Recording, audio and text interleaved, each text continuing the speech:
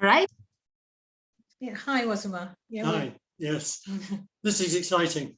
Yeah, we're really excited to talk to you this morning. Yes, I'm really happy to welcome you on my channel Ascension Waves today, and we will be talking about spirit allies and spirit guides today. But first, let me introduce you to the people who are reviewing this video. So Chris and Maggie, we met in Montreal when I was living there a few years ago. I wonder how, maybe 3-4 years ago, I don't remember, but we met in circles, of healing circles, and we used to do some sessions together. What about you introducing yourselves to our friends here? I started in 93. I went to a show where they were demonstrating polarity, and after about 20 minutes on the table, I got up and I felt like I was just walking on air. And I decided I felt so good that I wanted to be able to help people to feel like this. So I signed up for the course, and that was it. That was the beginning of my career in alternative medicine. And since then I've learned many different modalities. And then eventually the guide started to, I went on one course, and then they came in and they showed me another modality of people use the same techniques, but off the body. And they were holding my hands, they were showing me what to do. And that was sort of about 5 or 6 years in advance of what other people were doing. And then it was introduced into a wider circle. And what I found was I didn't have the language. I could do the techniques, had absolutely no idea of the language. So obviously other people were taking over. And I said to the guides, if you're going to show me a method, I want the language to go with it. I think I waited about 20 years, didn't I? And then they showed me another modality and I got the language as well. So that brings us up to the current day. This is interesting. Yes, Chris, go ahead. Yeah, my story is a little different. I was interested in alternative medicine and spirituality, but it was more of a hobby for me. I became more interested about 20 years ago, where I decided to learn more about it, and I enrolled in a course to be a natural health consultant. And this was in Montreal, and it was about a 3-year course, and it specialized in energy medicine, working with energy. And to me, that came naturally. I felt very comfortable working with the human energy field. But I didn't actually take it as a career. I had a good regular job, and I was enjoying my regular job in engineering. So it was working with energy, but a different type of energy. But I was very interested in the spiritual aspects. And while I was doing that training, I also got very interested in shamanism. And I had a wonderful experience down in Peru, where I was effectively taken through the initiation of an Andean priest.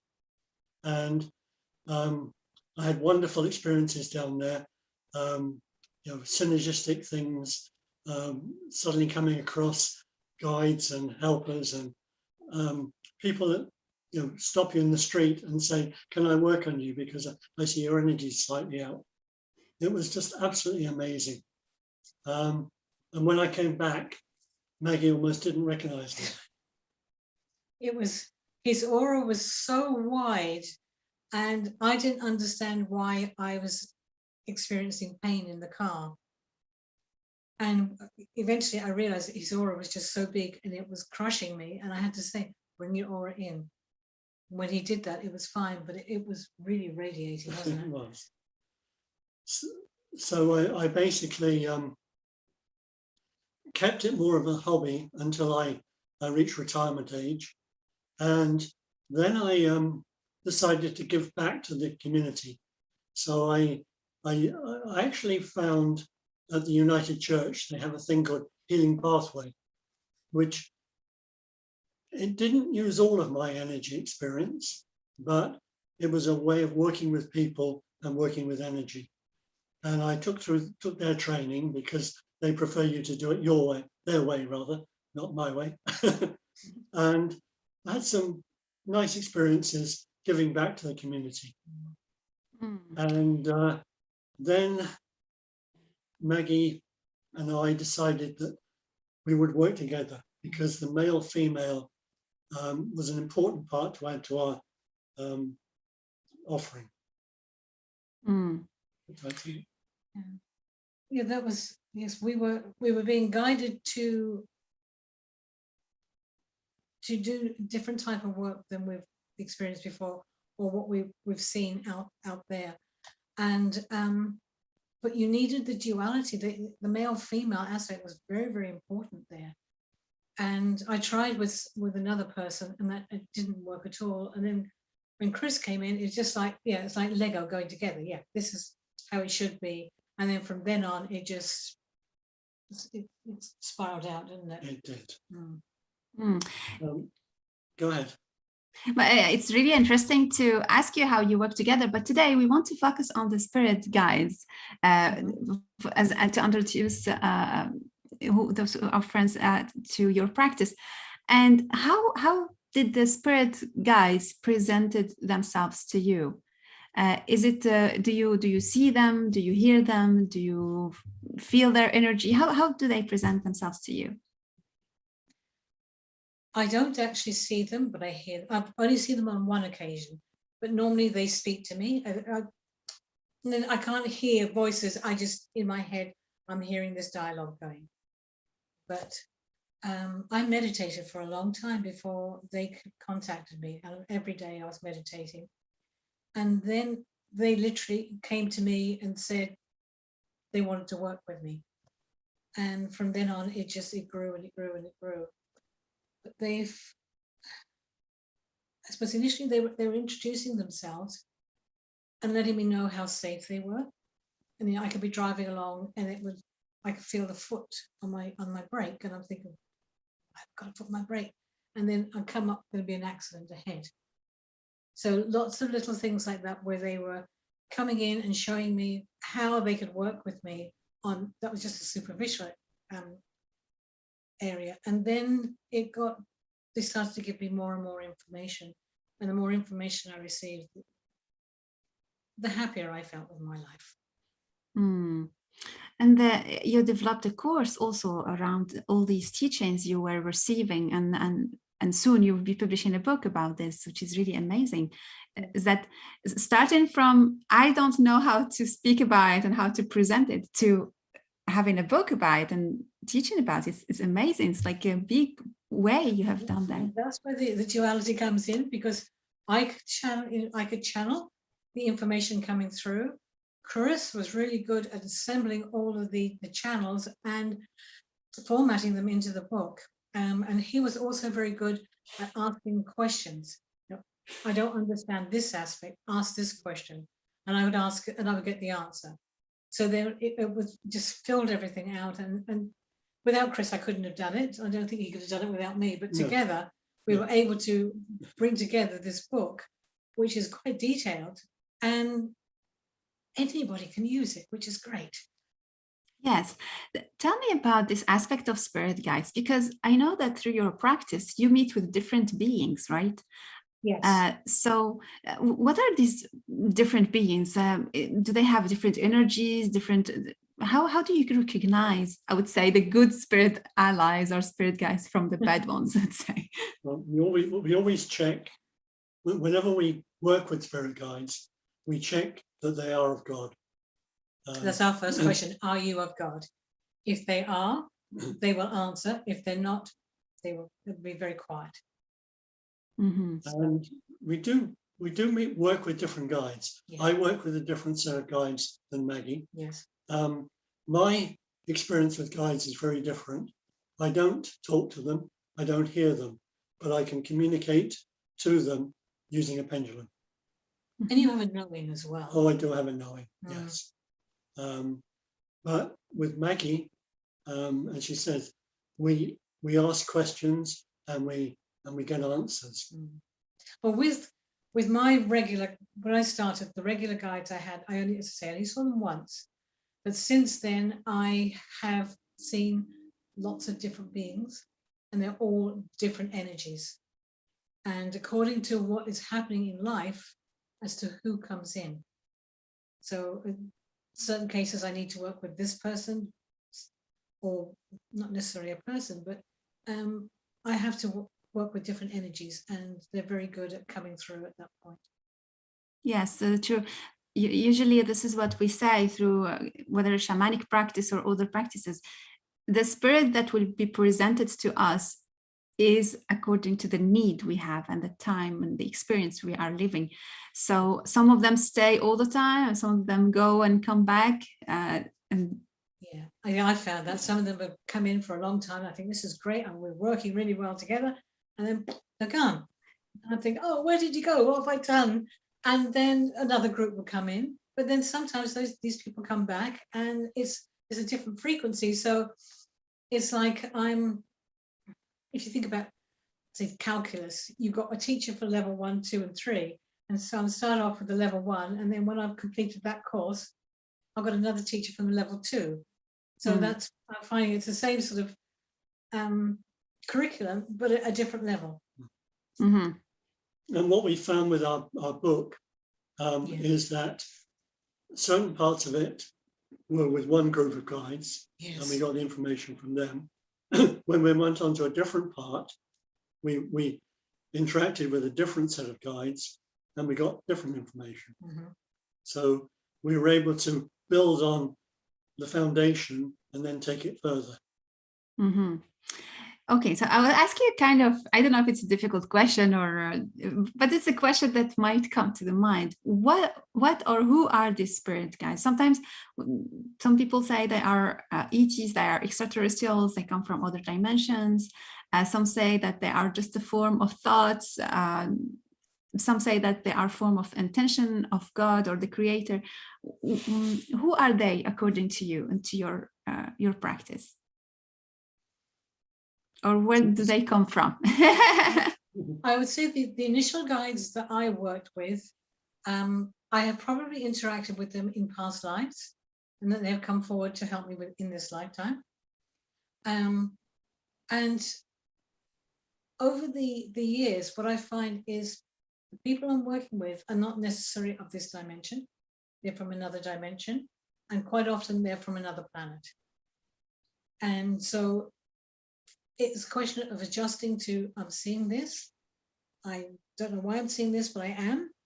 And then connecting with that. So it's not scary, but it's different. And I think a lot of people will be a little bit cautious when they start seeing things, but it's incredible the knowledge that they have and how much they want to share and help. It really is. One of my first guides actually was a shaman, and he had incarnated on Earth, but now he was in the next dimension, and he helped me through the shamanic phase of my training, and now he's gone into the background and I very rarely see him, and I'm working more with beings from a geometric shaped planet, and they are helping me with the next phase. So it depends what you need. They come in. Yes. As you need it. About the posture we have when we're working with spirit guides, also I feel like it's interesting to talk about that, because sometimes we don't know how to position, especially if we are a beginner. How to, what position should we have with the spirit guides? How should we act?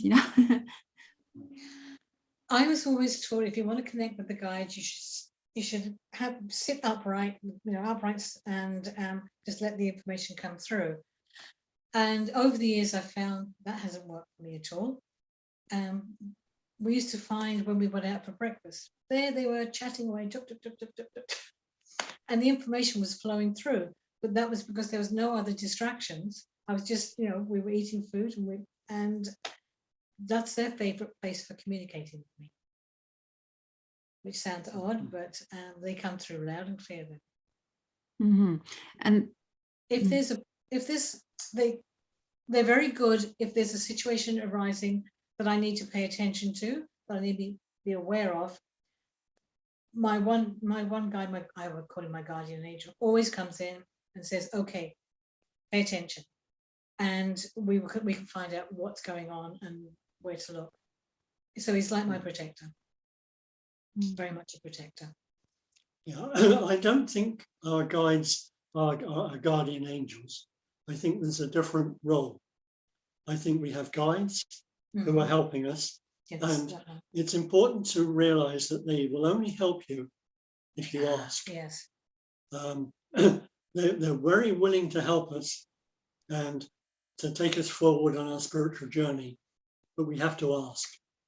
We can't expect them to do things without being asked, because it's free will. We have free will, and without, if they tried to do things on their own, it would be going against our free will. So we have to remember to ask for help and not to feel guilty about asking for help. And I find that when they start channeling information through, they give us a little tidbit, and that's fine. And then I think, well, I can't do anything with this. It's not enough. And so I go back and I'll ask questions, and they'll come back with more. So from that perspective, the more questions you ask, the more information you get. But they always let it integrate before they go on to the next phase. Mm-hmm. Yes, the time of integration. It's really interesting to talk about that, because you have the information and then you need to manifest it and to incarnate it also sometimes and to digest it. And that might take some time also. Well, we found when they were passing information about the new techniques we're going to use, we could write them down, but then we couldn't use them on clients because we didn't know what the outcome would be. So we practiced on each other. And that was wonderful because we could get immediate feedback as to what was happening. And then we could ask, oh, is this right? Do we do this? Do we do that? And we get more information. So and it helped us on our spiritual journey. Oh, it is. Very much so. Yeah. Amazing. It's amazing to have someone to live with and to live with this experience of connecting with spirit guides. It's really amazing. But manage if they haven't got a partner who is open to this and willing to listen to this, because a lot of this sounds absolutely crazy. Yes. But, are there some things you do during the day or during your daily life that help you to stay connected? You talked to Maggie about meditation. Are there other things that help you with this, with staying in a healthy energy environment? I would say to connect also. Well, lifestyle is obviously very, very important. So we make sure that we get a lot of exercise and eat good food. We're at the moment we are very, very conscious of food, and we listen to our body. And sometimes I can eat this and then the next day I can't. I don't know why, but I pay attention to my body, and as a result of that, my body is very healthy. So I'm very happy with that. And also the living conditions. What do you have in your house? What do you need in your house? Who do you have in your house as well? And we're very, very conscious of that. Yes. But we have a lot of things which we both enjoy. We both like walking. We both like the same sort of environment, don't we? So we try and go in nature as much as we can. Yes, we do. This is really amazing. Is there something else that maybe you would want people to know about how to connect and to work and maybe to do some healing on ourselves and others with spirit guides? Just like a last message you want to share. I think, when I started meditating, I was not looking for a spirit guide. I was meditating. I had no idea what I was doing. I was just letting my consciousness go. And they came to me. rather than me going to look for them to say, okay, I want to work with somebody. They actually, when I was ready to work with them, they let me know. They came to me. And I think that's a great advantage. I'd like to say you shouldn't worry about the method with which they communicate with you. Yeah. Everyone is different. Everyone has a different experience. And if one thing doesn't work for you, try something else. Yes. I use speed writing sometimes, and that works for me. The pendulum works for me. Different things. I'm very visual, but I hear as well, which is great. Chris feels. I don't tend to feel very much. So yes, it's to develop and to trust. What I hear is really to hear and trust our way of perceiving the messages and the spirit guides. And also, I really love, Maggie, what you said about being receptive. Instead of asking, just preparing the inner space and being receptive also, instead of going looking for something. Yes, because you don't know what you're going to invite in. Yes. Yes, preparing the environment is really something important. You prepare your vessel for this, and then when you're ready, they will come. Yes, totally. Thank you very much. We need patience, though, because most people want it instantly, and it doesn't always happen instantly. Thank you very much for today. I don't know if one last word for Chris. Yes. No, but that was very enjoyable. Yes, that was. Yes, thank you very much for coming here today and sharing this wisdom with us. I hope I can invite you another time, maybe to talk about another topic. I have so many topics I want to ask you about. And so you are welcome whenever you want to in this channel. I hope you like this video, which is kind of different from what you see in this channel, but please click the button you like, so I know that you enjoyed this interview. And if you have any other questions you want me to explore, please let me know also. Have a nice day and see you soon. Bye-bye. Thank you very much. Bye-bye. Bye-bye.